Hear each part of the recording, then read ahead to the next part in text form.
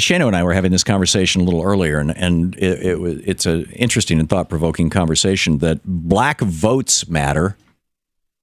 They certainly, the argument that was made in 2008 was that Barack Obama beat Hillary Clinton because he carried the black vote. Actually, it started out, the black vote was going entirely with Hillary. And then when many black voters realized, and many white voters too, realized that, hey, this guy with the middle name Hussein, this African, he could actually win. And it swung. Obviously, it's not a monolithic block, but here's the point. The black vote is huge in the South. And in Florida, for example, and this is one example, 1 in 3 African-American men cannot vote because they have been at some point in their lives felons. That is massive. And it's not just Florida. It's the entire old Confederacy. It's Florida, Alabama, Louisiana, I think Texas, I'm forgetting all this, Tennessee. I mean, it's like all these states.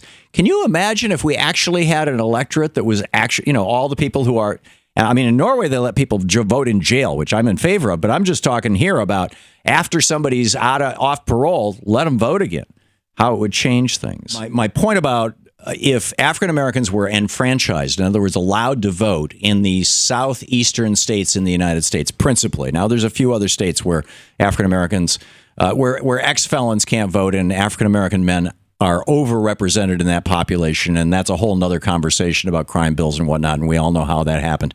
But if African-American men were allowed to vote in the same proportions as white men, I think that would break the stranglehold that the Confederacy still has on this country in the South.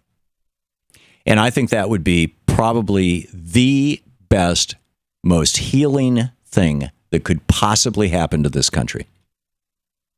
Because right now, in the South, the white racist vote basically prevails. I mean, you got Jeff Beauregard Sessions here, who, to the best of my knowledge, has never repudiated the KKK, endorsing Donald Trump.